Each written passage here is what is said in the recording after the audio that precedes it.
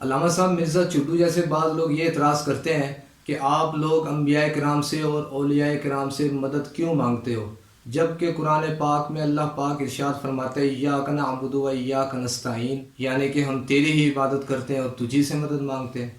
ایاک نستعین سے مراد یعنی کہ یہ لیا جاتا ہے کہ ہم چونکہ تجھی سے مدد مانگتے ہیں لہٰذا ہمیں کسی اور سے مدد مانگنی نہیں چاہیے، ایسے ہی ہے نا؟ جی ڈاکٹر وکیل سے مدد کیوں مانگتے ہیں؟ بھائی وہ تو دنیاوی ذرائع بنائے ہوئے ہیں نا۔ نہیں، دنیاوی ذرائع تو دنیاوی خدا الگ ہے معاذ اللہ، نہیں تو پھر کیوں مدد مانگتے ہیں؟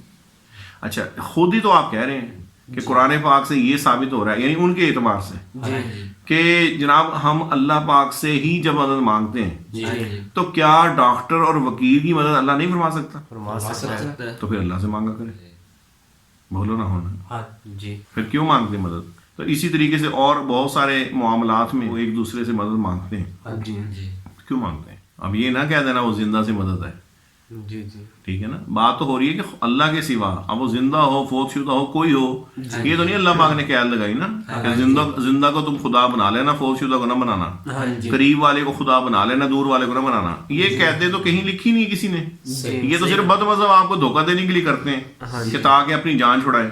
میں یہ پوچھتا ہوں کہ ایاک نستعین کو یہی معنی لیتے ہیں ہم، ہاں جی تو پھر آپ مجھے بتائیں جو اعتراض کرنے والے ہیں ہاں جی وہ ان مدد کو تو وہ بھی غلط نہیں کہتے، جی تو پھر یہ مدد معاذ اللہ اللہ پاک کی قدرت سے باہر ہے، نہیں تو پھر کیوں مانگتے ہیں؟ ایک ہی جواب ہوگا کہ جناب ان کی مدد بھی اللہ ہی کی مدد ہے، جی یہی ہے نا؟ ہاں جی یا یہ کہیں گے کہ یہ تو دنیا کے اسباب ہیں، جیسے بھی آپ نے کہا، تو جیسے دنیا کے اسباب ہوتے ہیں ایسے روحانی اسباب بھی ہوتے ہیں، جی روحانی اسباب نہیں ہوتے؟ بالکل ہوتے اگر روحانی اسباب نہیں ہے تو پھر غزوہ بدر میں فرشتوں کا آنا کس لیے تھا؟ وہ فرشتے خدا تو نہیں ہے نا، ہاں جی پھر ان کی مدد کیوں آئی؟ اب آپ ایک ہی جواب دیں گے، وہ تو خدا نے بھیجے تھے، ہاں جی بالکل تو خدا نے قدرت دی تھی نا۔ ہاں جی تو ہم لوگ اہل سنت والجماعت کا یہ عقیدہ کب ہے کہ معاذ اللہ ظاہری اسباب والے جو مدد کرتے ہیں وہ تو اللہ کی ہے، اور نبیوں اور ولیوں کی مدد معاذ اللہ اللہ کے علاوہ ہے؟ یہ کہاں پہ ہمارا عقیدہ لکھا ہوا ہے؟ یہ دجل و فریب کیوں ہمارے ساتھ کیا جاتا ہے؟ اور بھائی جس طرح ڈاکٹر وکیل اور دوسرے اسباب دنیاوی لے لیں، اسباب ظاہری لے لیں، ان کی مدد حقیقت میں اللہ ہی کی مدد ہے، کیونکہ اللہ ہی نے دوائی میں تاثیر ڈالنی ہے نا، جی اللہ پاک نے ہی توفیق دینی ہے نا، جی تو اللہ پاک ہی کے مدد سے وہ ہماری مدد کرتے ہیں نا۔ جی تو بھائی یہ انبیاء کرام اور بزرگان دین کے بارے میں بھی تو ہمارا یہ نظریہ ہے کہ وہ اللہ پاک ہی کی دی ہوئی مدد سے ہی مدد کرتے ہیں۔ جی جب مدد کرنا ظاہری اسباب کا ہو یا روحانی اسباب کا، دونوں صورتوں میں وہ ایک سبب ہے، لیکن ان کے ذریعے جو مدد ہو رہی ہے وہ تو اللہ پاک کی دی ہوئی طاقت سے ہے، جی تو پھر شرک کیسے ہو گیا؟ تو یہ صرف اور صرف دھوکہ دینے کے لیے اس طرح گمیٹیاں دیتے ہیں کہ جی وہ تو زندہ سے ہے، وہ تو قریب سے ہے، نہیں دور والے کا خدا الگ ہوتا ہے؟ نہیں تو جب قریب والے کی مدد اللہ کی طرف سے ہے تو دور والے کی مدد بھی اللہ سے۔ اور پھر دوسری بات یہ کہ میں اس پہ اگر زیادہ کلام کروں گا بہت طویل ہو جائے گی، بس اتنا میں آپ سے یہ کہتا ہوں کہ مدد کا معیار زندہ یا قریب ہونا نہیں ہے، دنیاوی یا روحانی نہیں ہے۔ جی مدد کا اصل لاجک یہ ہے کہ جس سے مدد آپ مانگ رہے ہو آپ کیا سمجھ کے مانگ رہے ہو؟ صحیح آپ کیا سمجھ اس کو؟ آپ ڈاکٹر کو کیا سمجھتے ہو؟ خدا یا خدا کا بندہ؟ خدا کا بندہ وکیل کو آپ کیا سمجھتے ہو؟ خدا یا خدا کا بندہ؟ خدا کا بندہ تو اگر نبی اور ولی سے مدد خدا کا بندہ سمجھ کے مانی جائے تو پھر شرک کیسے ہوا؟ نہ ہوا تو پھر یہ خام خواہ تھوپا تھاپی کسی چیز کی ہوتی ہے، جی شرک ہو گیا شرک ہو گیا شرک ہو گیا۔ ورنہ میں آپ کو یہی بات دوسرے طریقے سے سمجھاتا ہوں۔ جی اگر کوئی شخص کسی ڈاکٹر کے پاس جائے جی اور اسے یہ سمجھے کہ جو اللہ چاہے یا نہ چاہے معاذ اللہ جی ڈاکٹر سے مجھے شفا ہو جائے گی، جی وہ بندہ پکا مشرک اور کافر ہوا کہ نہیں ہوا؟ ہو گیا۔ کیوں ہوا؟ اب تو ظاہری مدد مانگی ہے آپ کے بقول، اس نے رب پاک سمجھ خدا سمجھ کے مانگی نا، اور اس نے کہا کہ خدا چاہے یا نہ چاہے، گویا اس نے الگ خدا بنا لیا، جی جی کیونکہ اس کا اپنا اختیار اس نے مان لیا، اللہ کا نہیں مانا، کیونکہ اللہ کا مانتا تو پھر یہ کہتا خدا چاہے گا تو کرے گا، نہیں چاہے گا تو نہیں کرے گا۔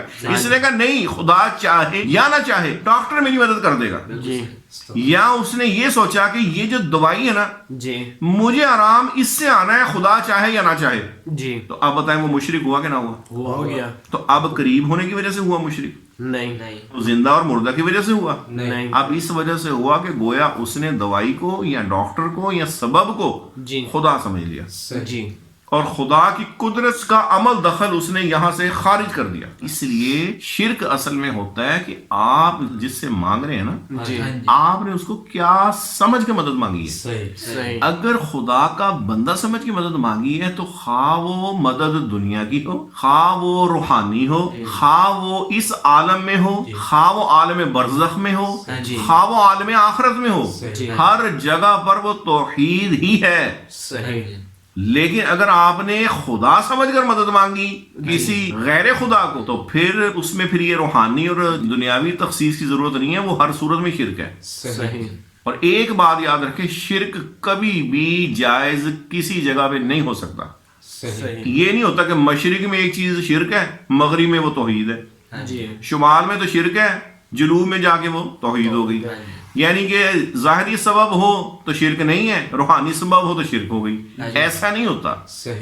شرک یہ ہوتا ہے کہ آپ سامنے والے کو کیا سمجھ کے مانگ رہے ہیں۔ صحیح تو الحمدللہ 1400 سال گزرے ہیں، جتنے بھی ہمارے محدثین ہیں، مجتہدین، مفسرین ہیں، سب کے اندر کسی نے بھی اس بات کو شرک نہیں لکھا کہ اگر کوئی خدا کا بندہ سمجھ کر کسی سے مدد مانگے، سبب سمجھ کے مانگے تو وہ شرک ہوتا ہے۔ اگر ایسا ہوتا پھر تو ظاہری مدد بھی شرک ہوتی، کیونکہ مدد مانگنا صرف شرک نہیں ہے، جی کیا سمجھ کے مدد مانگ رہے ہیں یہ اصل شرک ہے۔ اور یہی وجہ ہے کہ ایاک نستعین میں اسی حقیقت کو بیان کیا ہے کہ ہم تجھ ہی سے مدد مانگتے ہیں، یعنی حقیقی مدد کرنے والا یا رب تو ہی ہے۔ یہ نہیں اس کا ترجمہ کہ یا رب دنیاوی مدد کرنے والا تو ڈاکٹر وکیل ہے، روحانی مدد کرنے والا تو ہے، یہ ترجمہ کس نے کر دیا؟ اگر شرک ان سے مدد مانگنا ہے نا، انبیاء کرام اور بزرگان دین سے، تو پھر شرک جناب دنیاوی اسباب میں بھی شرکی ہے۔ ہاں، یہ نہیں ہے کہ وہاں نہ ہو اور یہاں ہو۔ اور یہی وجہ ہے، میں نے جو آپ کو مثال دی، غزوہ بدر میں جو فرشتے تشریف لائے تو وہ خدا تو نہیں تھے، تو پھر مدد کیسے کی انہوں نے؟ تو صرف اسی لیے کی نا کہ وہ خدا کے بھیجے ہوئے تھے، خدا نے قدرت دی تھی۔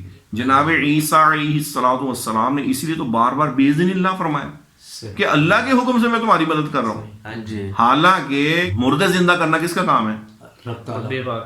لیکن وہ جناب عیسیٰ علیہ السلام کریں، اب یہ تو دنیاوی نہیں ہے نا، یہ تو روحانی ہے، یہ تو ما فوق الاسباب ہے، ما تحت الاسباب تو نہیں ہے نا، یہ بھی ٹوچ لگاتے ہیں نا، نہیں وہ اسباب کے تحت ہے، یہ اسباب سے، اور نہیں بھائی وہ بھی اسباب ہیں، روحانی اسباب ہے، نظر نہیں آتے، یہ نظر آتے ہیں آپ کو، اس کو آپ ما تحت الاسباب کہتے ہیں، اور جو نظر نہیں آ رہے اس کو ما فوق الاسباب کہتے ہیں۔ تو نظر آئیں یا نہ آئیں، سبب سبب ہی رہے گا، سبب جو ہے وہ اصل نہیں ہو جائے گا، لیکن سبب اگر آپ نے خدا کی طرف سے سمجھا تو پھر ٹھیک ہے، اور اگر آپ نے سبب کو خدا سمجھ لیا پھر شرک ہے، اور اس کا قائل کوئی بھی نہیں ہے۔ یہی وجہ کہ قرآن پاک کے اندر جا بجا انبیاء کرام کے اختیارات، احادیث مبارکہ میں ان کی شان و عظمتیں، بزرگان دین کے واقعات، قرآن پاک کے اندر ان کے اختیارات وہ اللہ پاک نے ذکر فرمائے۔ تو اب ان کی جو مدد ہے اگر وہ روحانی ہو یا دنیاوی ہو، وہ شرک ہوتی تو پھر اللہ پاک نے قرآن پاک شرک مٹانے کے لیے بھیجا ہے یا شرک بڑھانے کے لیے بھیجا ہے؟ تو پھر کیوں اس میں ذکر کیا؟ اب حضرت آصف بن مرخیہ علیہ رحمہ جناب سلیمان علیہ السلام کے ایک امتی ہیں، تو ان کے بارے میں قرآن پاک کیا فرماتا ہے کہ جب آپ نے فرمایا کون ہے جو تخت بلقیس لے آئے، تو اس کے اوپر ایک عفریت کھڑا ہوا جن، اور اس نے کیا کہا کہ میں آپ کے دربار برخاست ہونے سے پہلے حاضر کر دوں گا۔ آپ نے فرمایا اس سے بھی جلدی۔ تو اب اللہ پاک نے کیا فرمایا، اس کے ذکر فرمایا کہ اب وہ شخص کھڑا ہوا جسے کتاب کا علم دیا گیا تھا، اور اس نے کہا حضور میں آپ کی پلک جھپکنے سے پہلے لا دوں گا۔ اور اب اس پر جناب سلیمان علیہ السلام اگر کہتے ٹھیک ہے تو پلک تو جھپکی گئی تھی نا، تو آپ نے بھی جواب بھی نہیں دیا، تو تخت بلقیس موجود تھا۔ تو یہ تو ایک ولی کی طاقت ہے۔ تو اب مجھے بتائیے کہ کیا وہ بائے ایئر گئے تھے؟ نہیں، ظاہری اسباب تو نظر نہیں آ رہے، وہ وہیں بیٹھے ہوئے، تخت بلقیس جو ہے وہ سینکڑوں ہزاروں کلومیٹر دور ہے، اتنا وزنی ہے، اور پلک جھپکنے سے پہلے موجود ہے۔ کیسے ہو گیا موجود؟ یہ تو ما فوق الاسباب ہے۔ تو شرک یہ نہیں ہے، کیوں کہ یہ اللہ پاک نے دکھا دیا کہ اگر میرے جلیل القدر نبی کے امتی یہ کام کر سکتے ہیں تو میرے نبیوں کی شان کیا ہوگی؟ تو یہ تو نبیوں کی شان اللہ پاک نے ان کے امتیوں کے ذریعے دکھائی ہے۔ تو پھر جب نبیوں کا یہ عالم ہے تو امام الانبیاء علیہ السلام کی شان کیا ہوگی؟ سبحان اللہ۔ لیکن یہ کہ اس کے لیے نظر چاہیے حیا والی، نظر چاہیے ایمان والی۔ ان لوگوں نے یہ کیا کہ انبیاء کرام اور بزرگان دین پر حتان کرنے کے لیے، ان کو کنڈیم کرنے کے لیے یہ ٹوچ لگا دیا کہ نہیں نہیں نہیں ان کی طرف نہ جانا ہے، یہ تو شرک ہو جائے گا۔ خود جو ہے وہ جو مرضی سارا دن صبح سے شام تک کرتے ہیں ایک دوسرے سے، اور دیگر جو معاملات ہیں کہ زکوٰۃ جو ہے وہ آپ کن کو دیتے ہیں؟ عمراء کو دیتے ہیں، فقراء کو دیتے ہیں؟ فقراء کو۔ تو اللہ نہیں دے سکتا، یا آپ کو مال دیا تو اللہ ان کو نہیں دے سکتا؟ پھر آپ کے ذریعے کیوں دلوا رہا ہے؟ سبب بنایا۔ تو بس سبب کی بات ہے، سبب سمجھتے رہیں گے شرک نہیں ہے، اور اگر سبب کوئی خدا سمجھ لیا یہ شرک ہے۔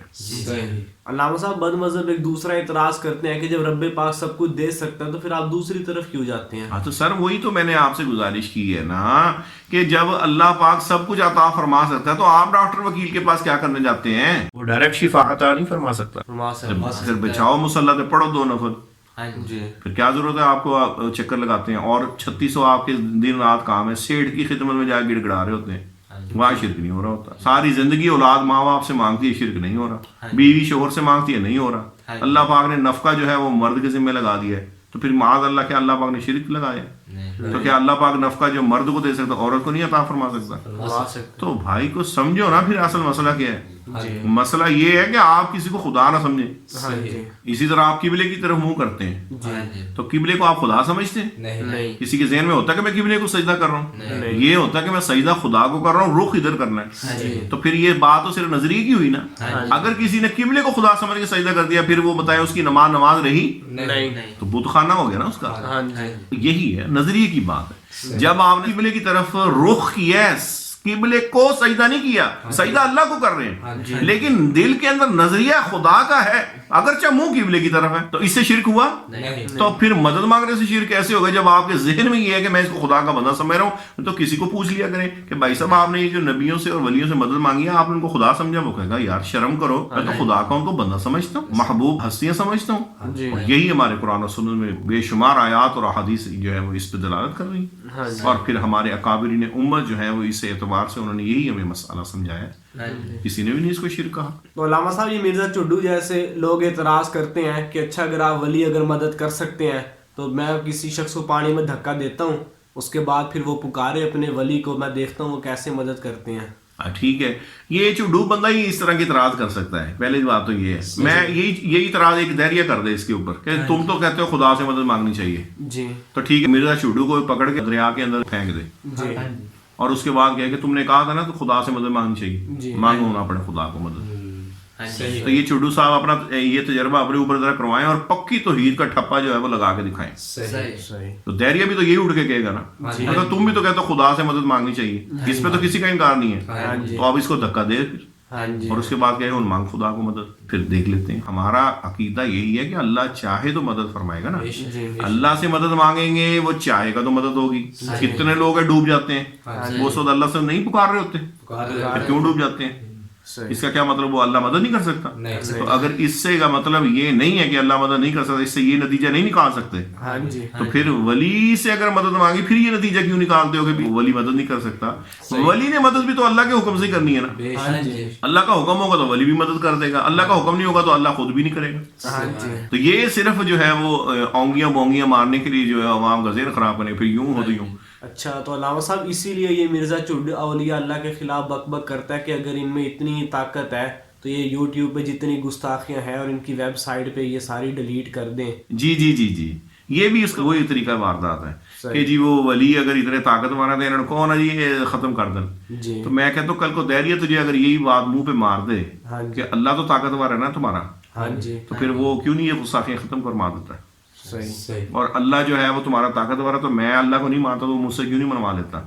چڈو کیا جواب دے گا؟ اللہ پاک کی مشیت ہے، اس کی حکمت ہے، اس کے انبیاء کرام کو شہید کر دیا گیا، 70,000 انبیاء کرام تو بنی اسرائیل نے شہید کیے ہیں، تو اب اللہ پاک عز و جل چاہتا تو کیا وہ شہید کر سکتے تھے؟ نہیں۔ تو پھر اب اس پہ بھی اعتراض کوئی کر دے کوئی غیر مسلم، کیا جواب دے گا؟ تو یہ صرف اور صرف لوگوں کا ذہن خراب کرنے کے لیے اس طرح کے اعتراض کرتے ہیں۔ اصل چیز یہ ہے کہ رب پاک عز و جل کی اپنی حکمت مبارکہ ہے، وہ ہمارا پابند نہیں ہے، وہ حکیم ہے اور حکیم بہتر جانتا ہے کہ اس نے کب کیا کرنا ہے. ہم نے ڈکٹیشن نہیں دینی چڈو صاحب, ہم نے ڈکٹیشن نہیں دینی. یہ تو ڈکٹیشن والی بات ہوئی.